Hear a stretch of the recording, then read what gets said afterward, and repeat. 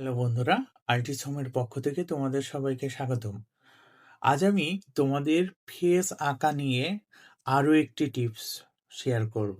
এটা অনেকেই বুঝতেছে না, আমি বারবার বোঝাচ্ছি বিভিন্ন অ্যাঙ্গেল থেকে ফেস কেমন হয়, এটা তোমরা অনেকেই বুঝতে পারছো না। তাই আজ একটু আমাকে কেমন লাগছে, তবুও তোমাদের জন্য আমি মানে আমার ফেসটাকে আঁকায় নিয়েছি লুমিস মেথডের মতন করে। আমি একটু বোঝানোর জন্য আঁকায় নিয়েছি।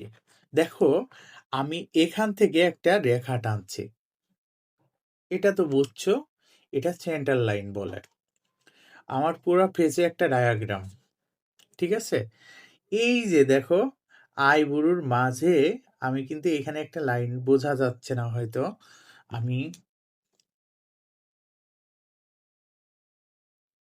এখানে এই যে অনেকেই ভুল করে বারবার আমাকে প্রশ্ন করে আমার ইনবক্সে যে ভাই, আমি নাকের মাপ কতটুক ধরবো, কতটুক বাই কতটুক, স্কেলের নির্দিষ্ট কোনো মাপ আছে কিনা, বা আমার কোনো মানে যে অনুমান নিব এটার কোনো মাপ আছে কিনা। আসলে নাক আপনি যতটুক ইচ্ছা ততটুকুই ধরতে পারেন। এখান থেকে যে মাপটা দেখুন, এই মাপটা আমি এতটুক ধরছি। দেখেন, এই যে এখানে আমি নাকের মাপটা ধরছি। এই লাইনটা আর একটু এইদিকে হবে, তবে একটু বাঁকা হয়েছে, ফেসে আঁকা তো, এর জন্য। এই যে দেখুন, আমি নাক ধরছি এতটুকু। আপনার মানে পেপার অনুযায়ী বা আপনি কতটুকু ছবি আঁকতে চান তার উপর আর্ট করবেন। দেখুন, আমি নাক এতটুকু ধরছি, নাকের থেকে ব্রু, এই যে যে মাপটা দেখুন, এই যে নাক যতটুক ধরবেন যে কোনো মাপের ধরতে পারেন, এই যে যতটুক হবে এইটার থেকে এই যে দেখুন, আইব্রু থেকে কপাল পর্যন্ত। দেখুন, কপালের আগে এই যে এই দাগটা দিয়ে দিতে পারেন। এই যে দেখুন, নাকের যতটুক, নাকের থেকে থুতনি পর্যন্ত। আমার এই এখানে দাড়ির জন্য একটু বেশি দেখা যাচ্ছে। দেখুন,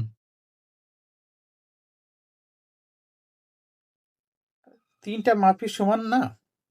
এখন অনেকের কপাল একটু বড় থাকতে পারে আমার মতন। আবার কারো কপাল একটু ছোট থাকতে পারে। কিন্তু আপনি যে ছোট বড় করে নিবেন এটা না। আপনি সেম একই মাপ নিবেন, একই মাপ নিবেন। দেখেন, একই মাপ নিবেন। যখন আমার মুখে হাসি থাকবে, আমার মুখটা একটু বড় দেখাবে। দেখছেন? আর সাধারণত মুখ বন্ধ ছবি, যে ছবিগুলো মুখ বন্ধ করে এইভাবে তাকায়, দেখুন, তখন কি আমার এই যে মাপগুলো কিন্তু ঠিকই থাকতেছে। এখন এই যে আমার এই আইব্রু থেকে এই যে নাকের যে মাপ নিয়েছি, এইটা সমান ৩ ভাগ করতে হবে। ৩ ভাগ করে এই যে যে মাঝের প্রথম যে ভাগটা না, এই ভাগের থেকে আমাদের চোখ শুরু হয়। চোখের এই এই কোণ আর এই কোণ কিন্তু একই। হয়তো অনেক ছবির ক্ষেত্রে চোখ কিন্তু একটু বাঁকা হতে পারে, একটু অন্যরকম হতে পারে। কিন্তু এই যে এই ২ কোণ না, ২ কোণ কিন্তু সমান হতে হবে। দেখুন, দেখুন এই যে এইভাবে। তাহলে আমরা এই যে নাকের যে মাপটা নিয়েছি, নাকের মাপের ৩ ভাগ করে ১ম ভাগে কিন্তু আমাদের চোখ। এইটা অবশ্যই বুঝতে পারছেন হয়তো। এই যে ১ম ভাগে চোখ ৩ টা ভাগ করে নিই। আর এই যে থুতনি, নাকের থেকে থুতনি পর্যন্ত এখান থেকে আবার ৩ টা ভাগ হবে। এখান থেকে আবার ৩ টা ভাগ হবে। ৩ টা ভাগ, আ ১ম ভাগের এই বরাবর পড়ে। ঠোঁটের মাঝ বরাবর। এখানে ১ম ভাগ, ২য় ভাগ এখানে পড়ে, আর ৩য় ভাগ এখানে পড়ে। মোট ৩ টি ভাগ না? ৩ টি ভাগের ১ম ভাগে ঠোঁট। তাহলে একটা জিনিস আমরা শিখতে পারছি, সেটা হচ্ছে আইবুড়োর পর ৩ টা ভাগ। সেই ৩ টা ভাগের ১ম ভাগে আমাদের চোখ আঁকতে হবে। চোখের line, I line. I line টানি না? আই লাইনটা ১ম ভাগে। দ্বিতীয় ভাগে কি করব? দ্বিতীয় ভাগে আমাদের ঠোঁটের মাপ। এখন এই যে ভাগটা নাকের যে দেখুন, এই নাকটা কিভাবে ধরা হয়? আপনার চোখ যতটুক দেখুন, চোখ যতটুকু আম এই আগে চোখের মাপটা শিখাই। দেখুন চোখ যে এতটুকু দেখুন আমি ধরে নিয়েছি। আমি যদি সামনে থাকি এতটুকু চোখ, এখান থেকে মাঝে একটা চোখের সমান, এই চোখের সমান আরেকটা চোখ দূরত্ব ফাঁকা রেখে তারপর এখানে আরেকটা চোখ আঁকতে হয়। বুঝতে পারছেন?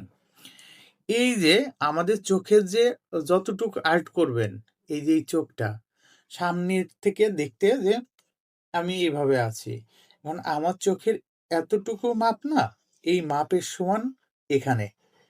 এখানে আরেকটা চোখ। এখান থেকে আরেকটা চোখ এখানে। এটা অবশ্যই হয়তো বুঝতে পারছেন।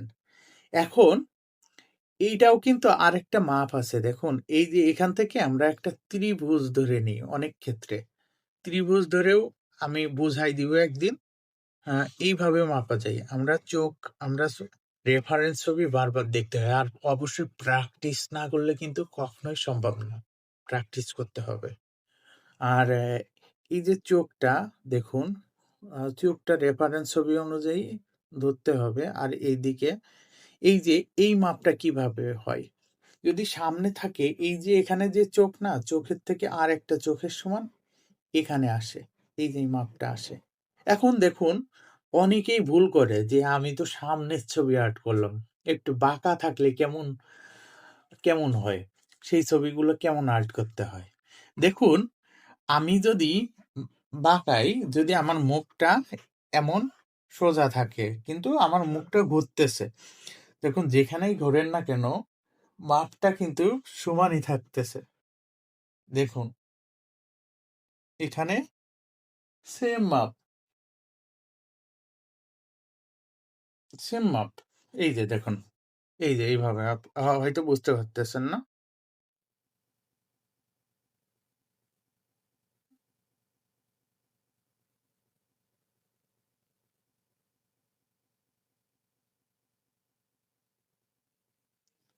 হয়তো বুঝতে পারছেন। এই মাপগুলো কিন্তু ঠিক থাকে, যেমনই বাঁকা থাকুক না কেন। তবে বাঁকা হলে কি মনে করেন আমি এইদিকে বাঁকা আমার ফেসটা দেখেন। এইভাবে আমি একটা ছবি তুলছি বা কেউ ছবি তুলছে সেই ছবিটা আপনি আর্ট করবেন। এইভাবে আছে ছবিটা। তখন দেখুন আম যে ছবিটা তুলছে সে ক্যামেরাটার লেন্স কিন্তু এখানে পড়ছে। এর জন্য আ এইদিকে কিন্তু এই যে চোখটার উপর পড়ার কারণে এই চোখটা যতটুক বড় তার থেকে ছোট হবে এই নাকের দূরত্ব। আগে তো সেম ছিল। এখন কিন্তু বাঁকার কারণে এই নাকের দূরত্ব এতটুক মানে কমে আসবে। এই চোখের থেকে এই অংশটা কমে আসবে। আর এখানে কি? এখানে আরো কমবে। এই চোখটা আরো কমবে। কিন্তু এখানে আবার বেড়ে যাবে। এই চোখের থেকে এখানে আবার এই মাপটা বেড়ে যাবে। এটা তো অবশ্যই বুঝছেন। আর নাক নাকের থেকে আর এই ভ্রুর থেকেই কিন্তু আপনার কানের মাপটা হয়। কানের মাপটা তো বুঝছেন। আপনারা আ আমার মতন এইভাবে দিয়ে প্র্যাকটিস করবেন এইভাবে। দেখবেন যে মাপটা ঠিক আছে কিনা। কানের মাপটা এটা হয়।